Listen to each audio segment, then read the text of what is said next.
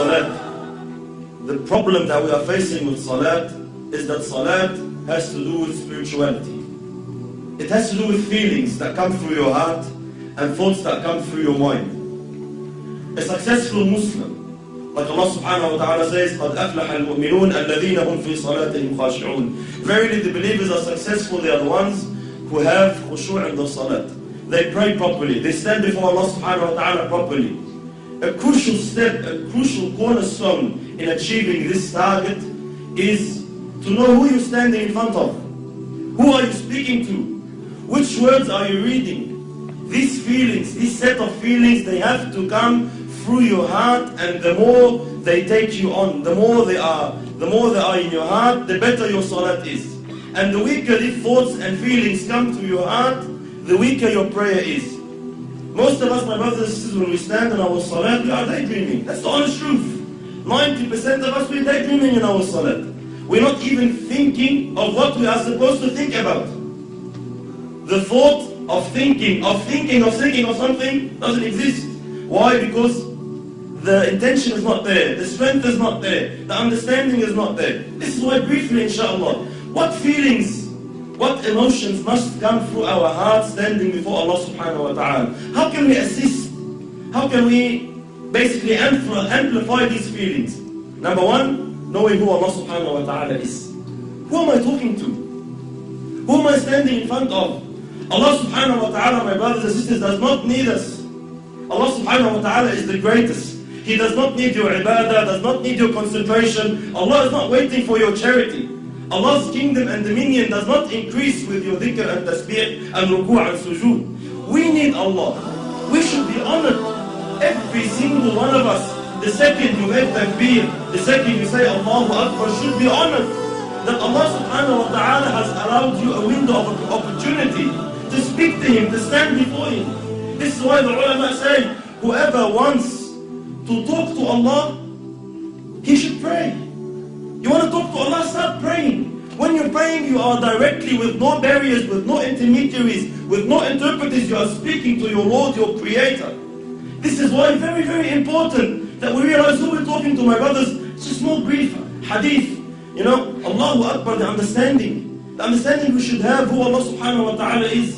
Muhammad sallallahu alayhi wa sallam says in the authentic hadith, أَطَّتِ السَّمَاء وَحُقَّ لَهَا أَن طَئِتْ. The heavens have squeaked, and they have a right to squeak. مَا فِيهَا مَوْضَعْ أَرْبَعَ أَصَابِعَ. Our Prophet is saying, our teacher is saying sallallahu alayhi wa sallam, there's no space of 4 fingers in all this universe, إِلَّا وَمَلَكٌ سَاجِدٌ لِلَّهِ تَعَالَى, except that there is an angel who has prostrated his head before Allah subhanahu wa ta'ala.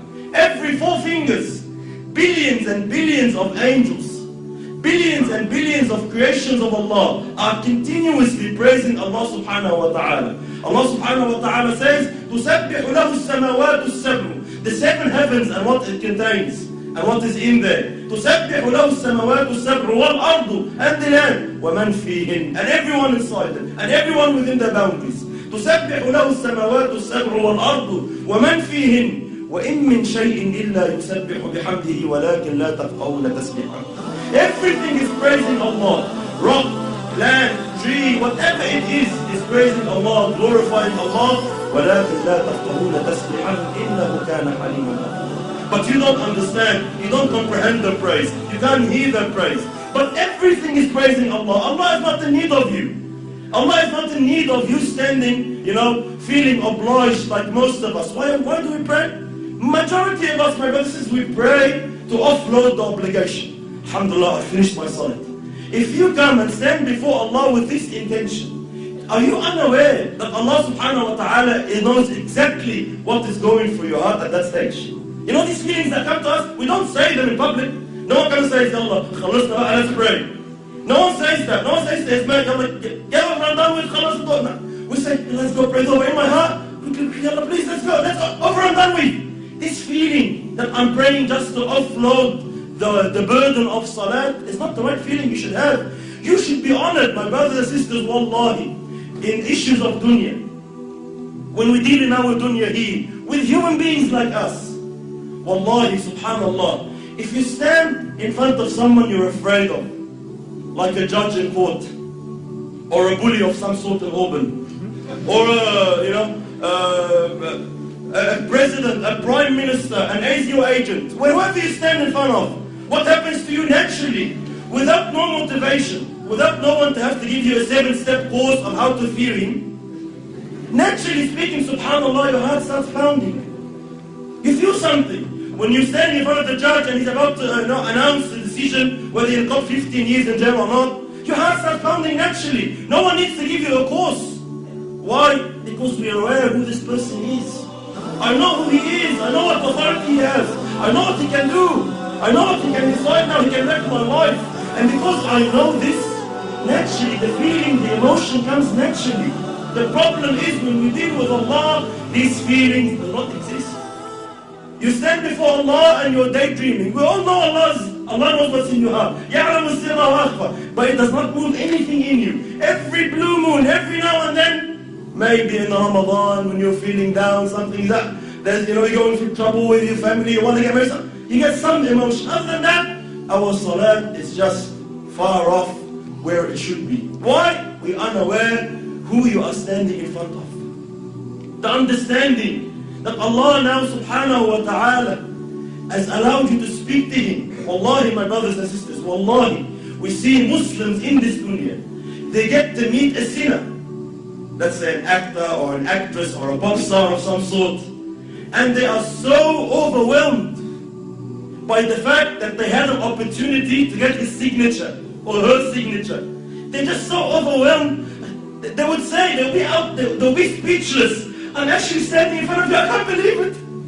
And they'll be so, they'll be so touched that, he's allowed them 5 minutes of his time. We have these feelings with mashayikh even. Sometimes the super sheikh comes from overseas, and we find all the boys and Allah Akbar, I'm giving him salam, I can't believe it. Subhanallah, every time I see such a situation, it always reminds me of Allah.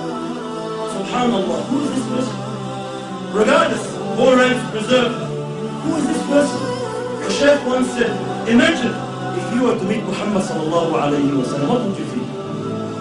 Imagine if Rasulullah said, I'll give you 5 minutes of my time, come meet me. What would you think? Would you daydream? Would you be sitting with Rasulullah thinking of your wife? Would you be sitting in front of Muhammad sallallahu alayhi wa sallam thinking about work? No way on earth. Why? Prophet of Allah is he. You'll be taken. You'll be absorbed in the discussion.